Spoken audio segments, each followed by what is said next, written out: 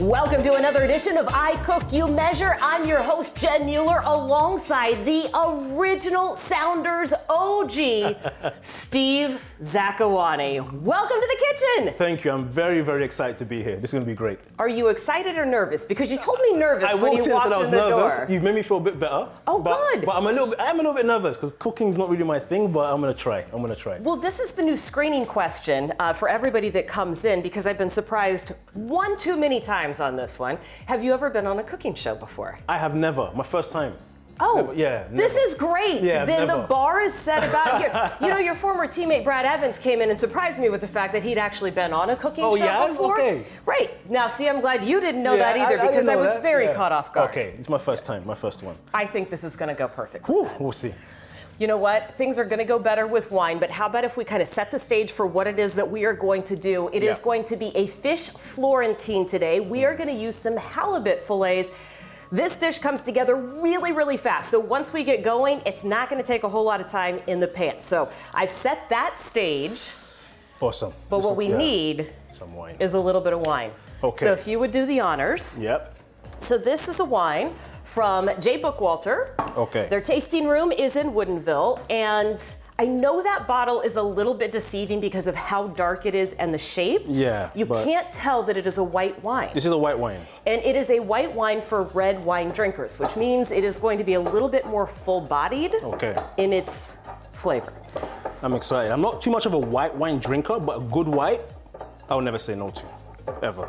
Okay. And when you are drinking red, what would you typically be drinking? Syrahs, Tempranillos, Riojas, Reserva, all of that. Am I doing this right? We'll see. Yes. Reservas, Spanish and Italian mainly. A little bit of French, but mainly Spanish and Italian. Okay. He asked if he was doing it right and then nailed it. There you go, Jen. For you. Oh. And for me. Thank you. Let's see how skilled you are at the pouring. Not great, no. Start there. Do you often just have other people pour your wine for you that you're not great at pouring? Yeah, because normally I'm having wine when I'm out. So normally when I'm out. Okay, that makes sense. Okay, cheers. Cheers.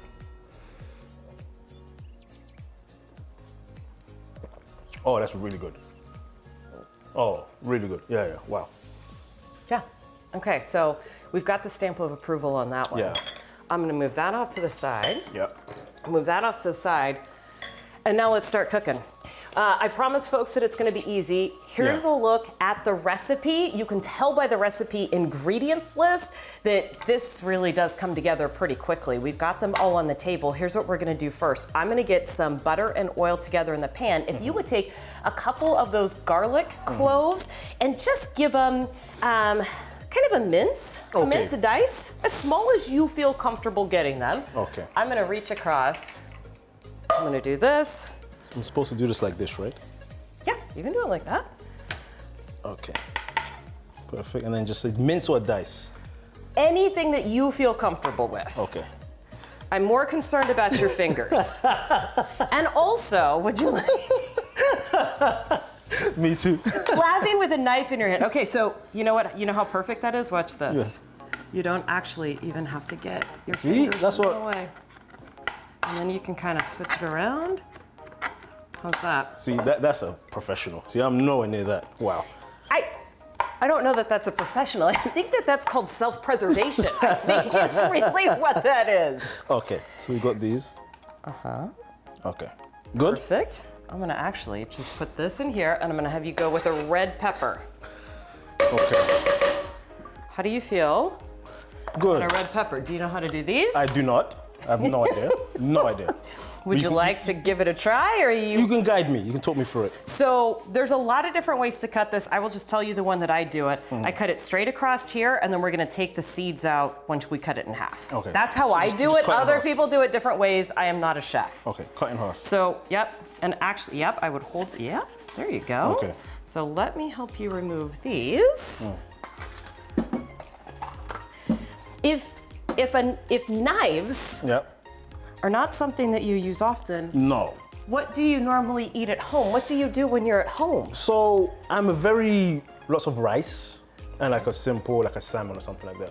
So no vegetables that very need rarely, How is this possible maybe as an athlete? maybe like a broccoli or something like that, or broccoli or like asparagus, something like not too much slicing and cutting. So yeah, maybe like a asparagus. Is it because those are truly your favorite vegetables, or because you're trying to avoid a knife? Because either answer is okay. No, I actually do like those vegetables. Yeah. Okay. Yeah, I do.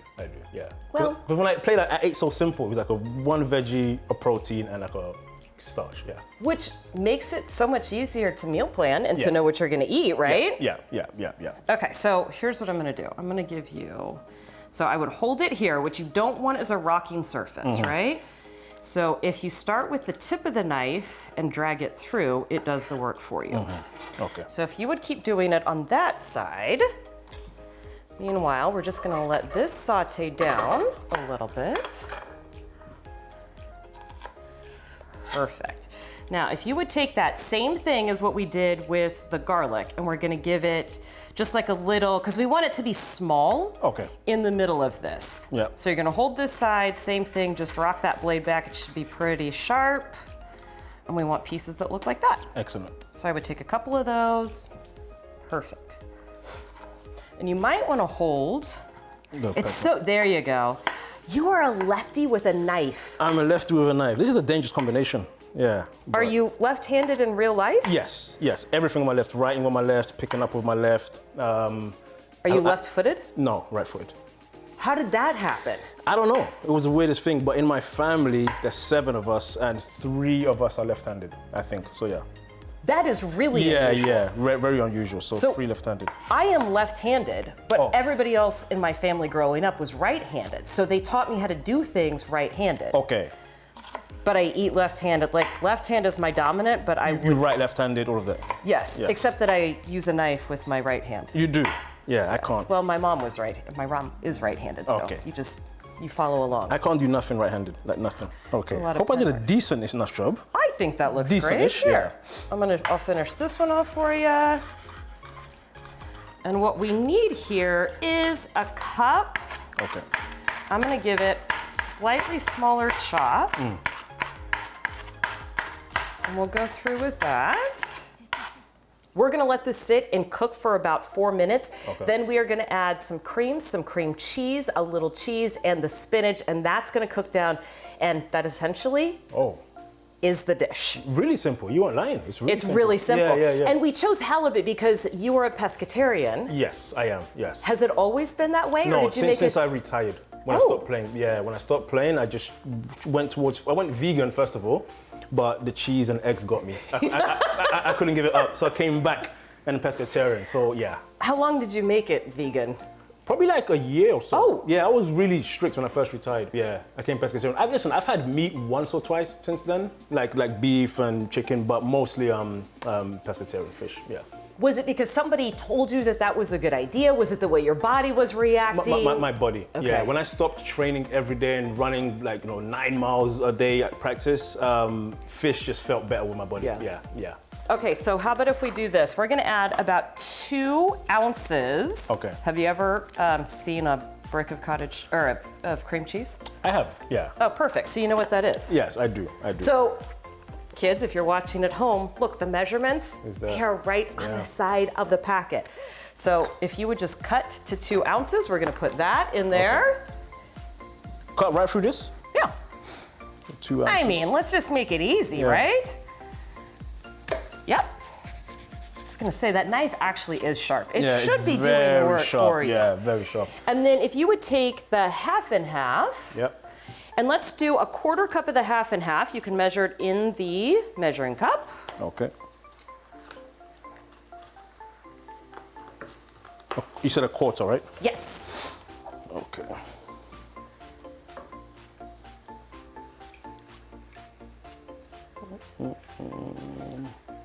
Got it. That's about right. That's perfect. Go ahead and pour that in.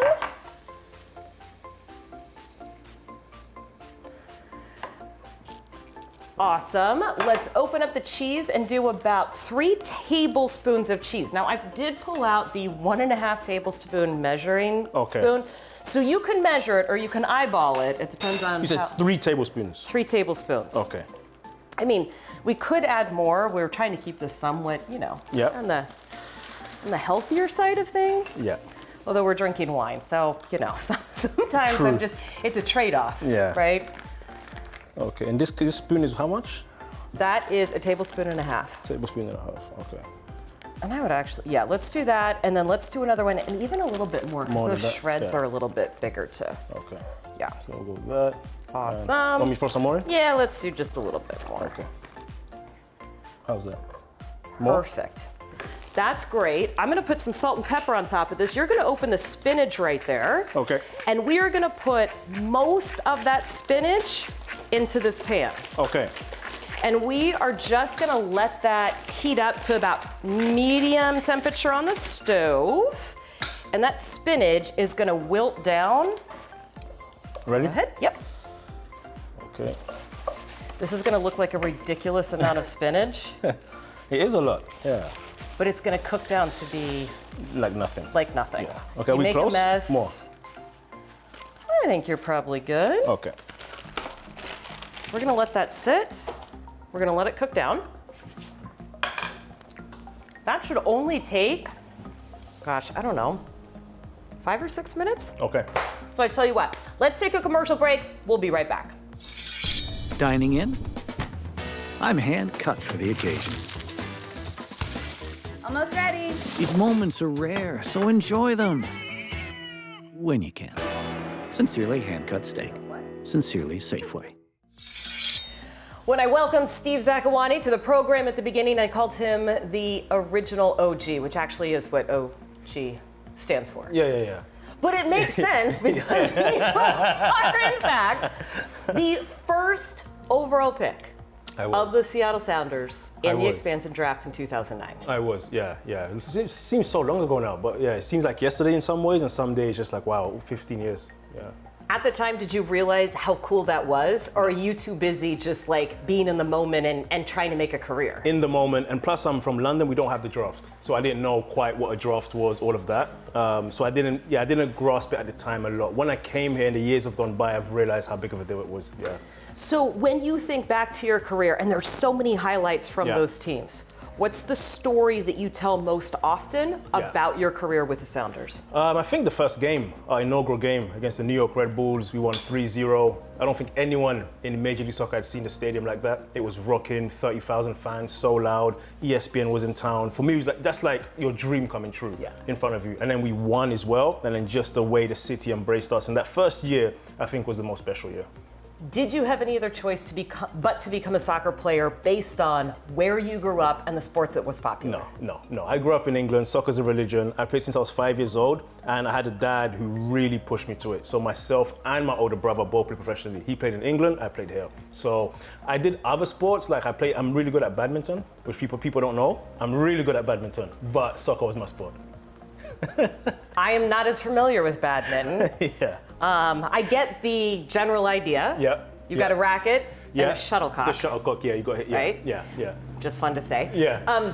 What makes somebody really good at badminton? I just beat everyone. I was in school in PE, I was beating everyone. I actually play badminton here as well. There's a place in Renton. I actually go and play. I still play badminton, yeah. So do you need to be fast? Is it agile? Are you covering a lot of ground? Is it? Yeah, you do cover a lot of ground. It's kind of like tennis, movements with tennis, but it's technique. You got to know when to go hard, high, low, all of that stuff. It's just technique. But it's really big back home, really big. Yeah. I thought we were only going to be talking about one sport that I'm not an expert in today. Turns out we're talking about 2 sports that I am not an expert at today. I'm always up for a challenge, but here's the thing. When I would try to hit, like badminton, it never went anywhere. Yeah, I clearly do not have the right technique because that thing would just go straight down to the ground. It's technique and it's training. You gotta get used to it. Plus, I've grown up with it, so that's kind of why it's just natural to me. But yeah, I've tried golf and I can't play golf.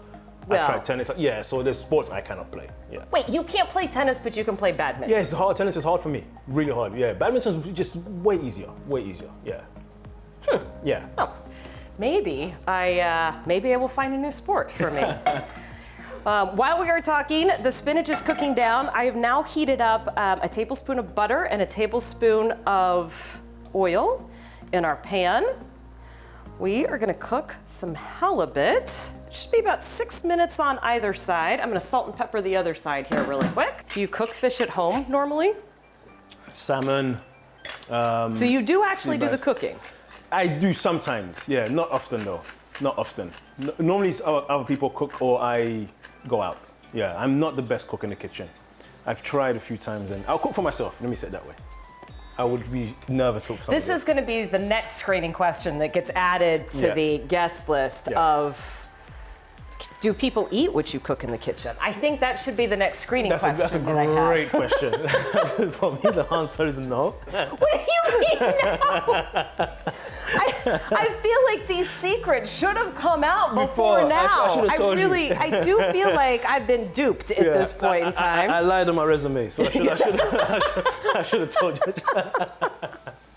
Well, I think that what we're really setting up for is just a fantastic finish, and maybe even a surprise finish for you, that people will eat what you cook. I'm going to eat what you cook. Yeah, great. Yeah. I've got better already today, honestly. So, I got better. You know, I think once an athlete who's been used to being coached, always an athlete who's used to being coached front.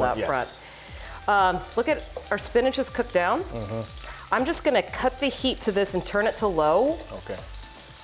We're going to let those halibut fillets cook over there. Awesome.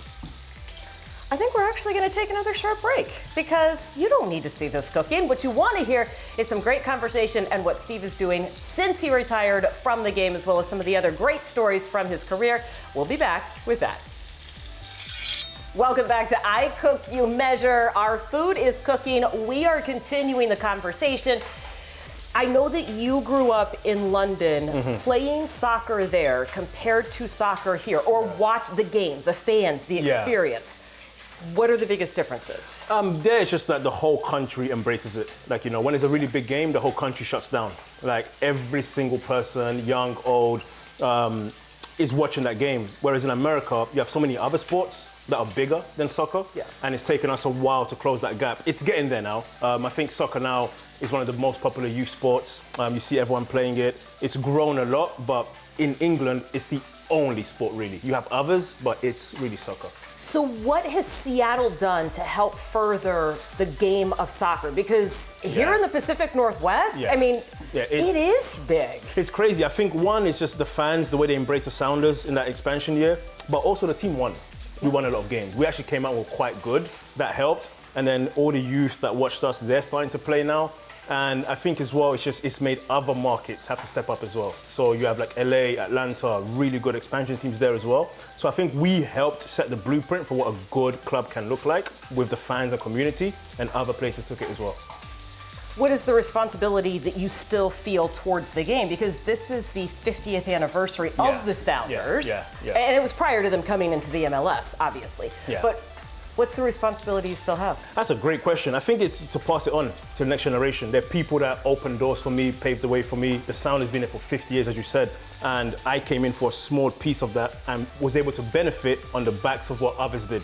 So myself and my generation, can we leave the game in a better place than we found it? So that's coaching, that's announcing, it's educating, being in the community, whatever the case may be. We have to make sure that the next 50 years of Sounders is in good hands. You do still spend a lot of time on the pitch. Yeah, I do. Yeah, in a different way. Did you think that was going to happen? No. You asked any of my coaches, they would have said, would Steve be a coach? The answer would be no. Why? Like, I was not a vocal guy. Look, I came to practice or games to take care of business for myself. I was not vocal, I wasn't a captain, nothing like that. And I kind of just would play soccer, but when I left soccer, I lived the rest of my life. I was not obsessed, I was not studying the game. But when I retired and started coaching youth, I found a new way to love the game again. Teaching young minds, molding them, showing them what to do, how to do it, winning, losing, being on the sideline, arguing with the refs, all of that. Like, I really got back into it. So I'm enjoying a second life in soccer right now. By the way, look at our halibut. I'm pretty pleased with that serum. I'm not gonna lie, I'm pretty pleased with that. Looks really good, smells really good, yeah. I feel pretty good about where this is going. You may or may not like what's coming next, though. Okay. I might have been setting you up. Okay. This is what we call virtual master chef. Oh, right. I'm gonna give you, you know what's coming up? I have an idea, vague. I've watched this, so. He's watched the show. He's a fan fan of I Cook, You Measure, and Virtual Master Chef has become a thing. Yeah. Well, I'm going to give you 5 ingredients. You tell me what you would make with these all on one plate. You ready? Okay, yeah. Halibut, Yep. shallots, cauliflower, broth, Ooh. French bread. Oh my goodness. Can I go? Halibut soup's not a thing, right? Can it be? Could make it. Why not? When you said broth and French bread and you can dip the bread, my mind went straight to that. Yep. So let me do that. I don't know if it's going to be any good, but let me go towards that. So you just put it all together, and you'd make it, I would think, like almost like a Portuguese stew, but not with white instead of red. Yes, like that, yes. How about that, yes. Yeah. Okay. Yeah, that's exactly what I was thinking. Yeah. That totally works. Yeah. If I would have said like butter was in there, would that change your response? Yeah, the butter goes right to the bread. Possibly, yeah, possibly. I kind of like my answer, but yeah, possibly. No, I think that's a great answer. Yeah. Yes, I would have said, this is what I was thinking. Okay. If I had the shallots and the halibut, I would assume I had butter, so I would caramelize the shallots, put it on top of the halibut. Okay. I would mash the cauliflower and the broth together to make like a puree, and I would do probably French bread as breadcrumbs on top of all of it. So yours is way better.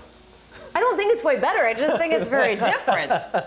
I like the sound of that though. And more importantly, he passed with flying colors. Good. I tell you what, we are seconds away from plating and eating, so we'll take a break and we'll be back with that. Hey there, it's me. Food. Whenever you need me, I'm ready for you. Especially when you're busy. And you're always busy. So awesome. But no matter what, we find time for this.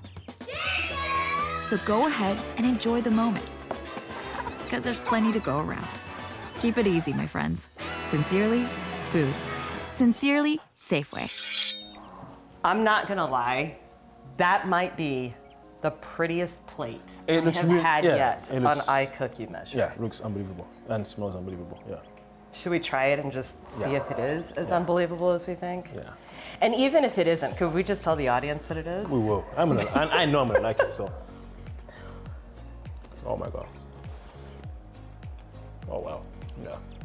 You did an excellent job. Yeah. No, this is really good.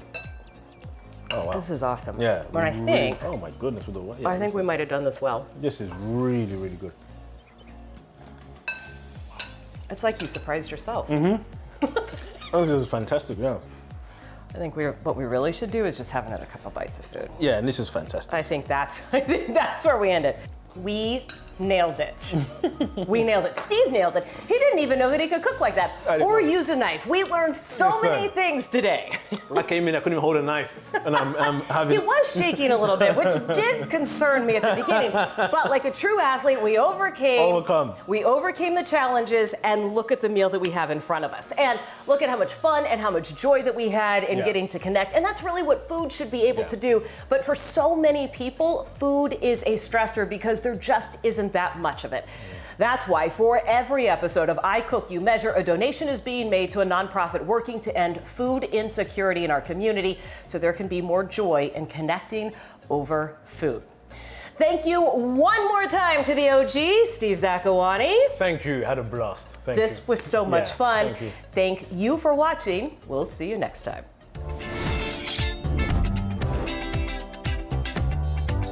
Cut! And it really is really good. Why do people always sound so surprised? Like, it's not.